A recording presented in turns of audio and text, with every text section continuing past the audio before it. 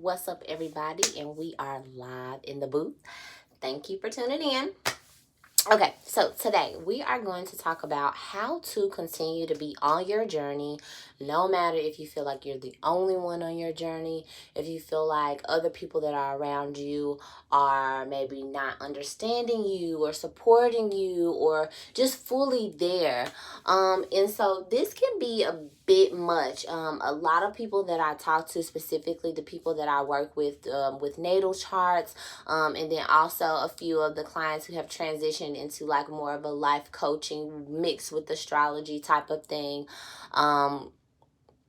They all talk about, for the most part, how they are the people that are in their family that are stepping into this space, and then other people kind of don't understand them, or they misunderstand them, and they just don't really support them or really see what it is that's going on. And of course people say, oh well, forget them, don't worry about them, you have to focus on you, which is true, which is very true, but that's easier said than done, especially when these people are around you all the time, especially when these people may be very close to you, and I am not the type of person that is very quickly to throw away relationships, because I have a Capricorn moon, so time means a lot to me. If I've spent a lot of time in a relation or knowing you or anything like that, then I'm automatically more inclined to want to make a relationship work.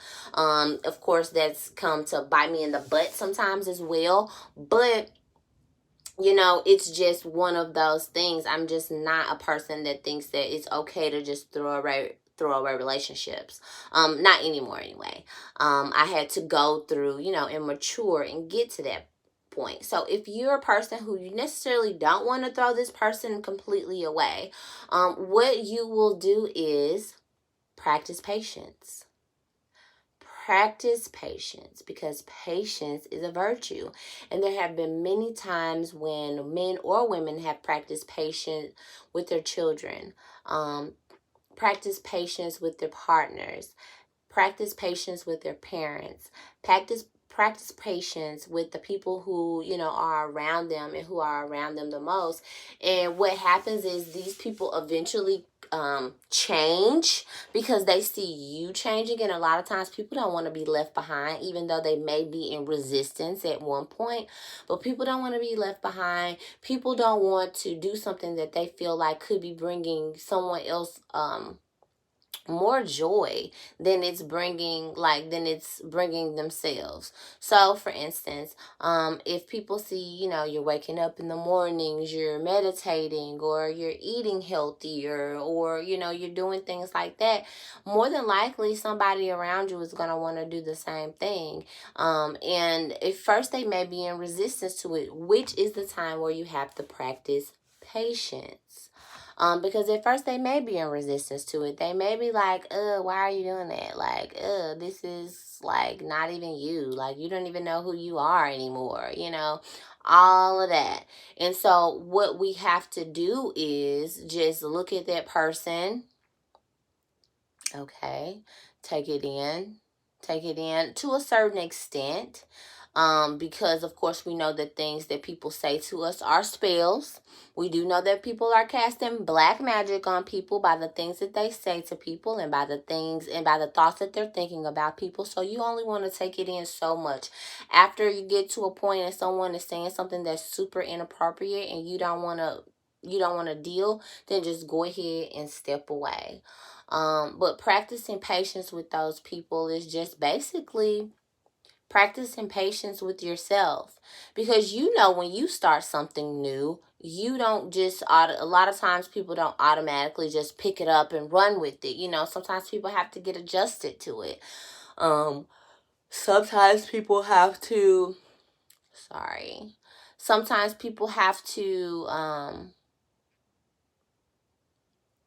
just become accustomed with that way of life. So we just have to practice patience. And I'm speaking to myself when I'm saying this, but practicing patience to me looks like acceptance. acceptance for where you are, acceptance for who you are in that specific situation, and acceptance of who, like I said, those things are internal first, and then acceptance of who that person is, acceptance of who they are in the situation and how they're showing up in the situation. And I think that helps a lot when you're on the spiritual journey. And I don't even really want to call it a spiritual journey, because I don't even really want people to be like, oh, you're spiritual, or, we're all spiritual. I have a spirit, you have a spirit, everybody's spiritual because we have a spirit. And, that's just it. But this whole spiritual journey thing, it's getting a bit out of hand. People are like, oh, I'm on my spiritual journey. It's really just the journey within. And why is it called a spiritual journey? Is because the journey within is going to lead you. It's a spirit-led journey because your spirit is doing it. Because, okay, so our spirit is, what houses us. I kind of think of the spirit as the aura, and then also just that God-like swift that's in everyone, and then the soul being the mind, that thing that has actually, it's in our DNA, and it has actually traveled through other bodies as well, if you believe in past lives. And that's the soul. And then of course you have the body, which is like the little mini universe. It's the physical, and it's the mini universe. It's the earth. You know what I'm saying? Like, our bodies are earth,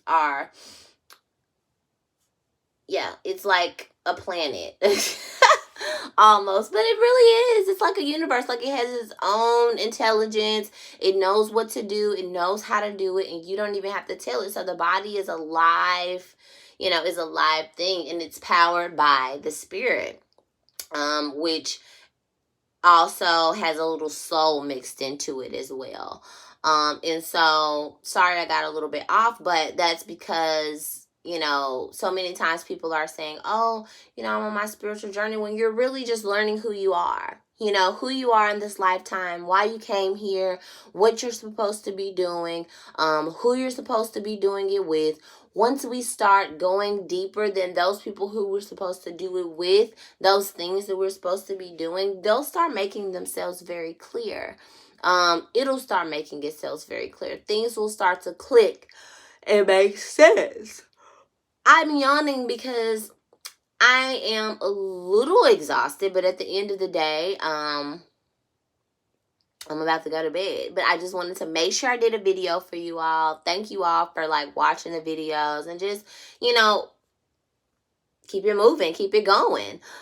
So the whole basis of the video is basically, if you're the person that's in your family, if you're the person that is in your friend circle, that is actually going on the journey within, and then sometimes it's a little difficult because other people may not be going on the journey within. They may be going on the journey without, and nothing's wrong with that. Nothing is wrong with that. If they're going on the journey without and you're going on the journey within, sometimes it can just be a little bit difficult, because of course people like what we call we're alike, oh, we're so alike, and oh my god, you're like my twin, and oh my god, like, we're, people like that type of stuff, because a lot of times it's more easy, I guess, to kind of be with someone or be around someone who is on the same thing as you. But what I learned is it's not always, because sometimes, especially on this type of journey and on this type of thing, you'll meet people that swear that they know everything, which I do think that we as human beings do know everything. But that's another video. But, it's like, oh, like, let me school you. Like, let me tell you this and let me tell you that. Like, let me tell you this conspiracy. Did you know, and I'm just, I just be like, I don't care. Like, I really don't. because like I said, it's an individual journey going within, and then once you're on the individual journey going within, then you become a part of the collective consciousness. You become a part of the shift, so practicing patience while you're in that just means you practicing patience with yourself, because sometimes you may do things that go against your growth. You may do things that aren't really the best for you in that space right now. But you have to practice patience with yourself and know that, divine timing is real. Know that everyone will wake up on their own time, and they will, start to seek the kingdom within on their own time. And so I think that is just the best thing, and the best thing that I've seen how things go if you just allow people to wake up when they wake up. And allow people to be who they are. And I'm the type of person where, hey, I may bust your butt. I may just let you know, hey, ma'am, sir, I just may let you know. But at the end of the day, I'm still going to show patience, and I'm still going to show a great deal of resilience when it comes to my mission, and when it comes to God placing me and God placing you in my life. And then for you all watching this, God placing those specific people in your life and placing those specific people in your life. It's all for a reason. And we're here to help each other, honestly. We're here to serve each other, honestly. And so I feel like focusing on that will help you to just be okay with being alone on this journey, and not literally being alone like physically, but maybe you're alone mentally, maybe you're alone spiritually, and sometimes you may not have anyone to talk to, talk to yourself, talk to God, talk to your spirit. Start getting accustomed with how you feel, how your energy feels, when there's no one else around. And have patience for yourself through your journey. And that's going to make it easier for you to have patience with anyone else. So if you're on this journey within, what up? It's a fun journey. It's a great journey. It leads to treasure, I promise. That treasure could be intangible or tangible. And I know we live in a material world. I'm Capricorn stellium, so I completely get it. We live in a material world, and we want that money. We want that paper. We want that life. You know what I'm saying? But some of us have to go within in order to get that life first, or we may never have it. So thank you all for watching. I love you all. And I'll just say I'll be coming out with more content.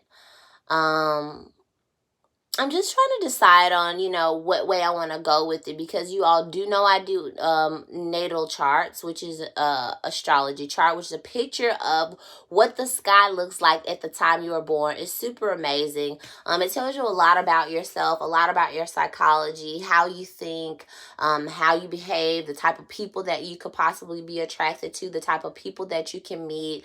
It tells you a lot about, the flavor in some of your relationships. This is, the synastry chart, where I combine two natal charts, two pictures of the sky when one person was born, a picture of the sky when the other person was born, and merging those things together and see how they talk to each other. And so that's really popular, because everyone wants to know what they boo got going on, what their kids got going on, what their mom got going on, their dad, and how those energies are speaking to each other. And so I'll be coming with more content. I love you all. Thank you for watching. Make sure you subscribe, and I'm wishing you all love. I'm wishing you all peace, and I'm wishing you all abundance.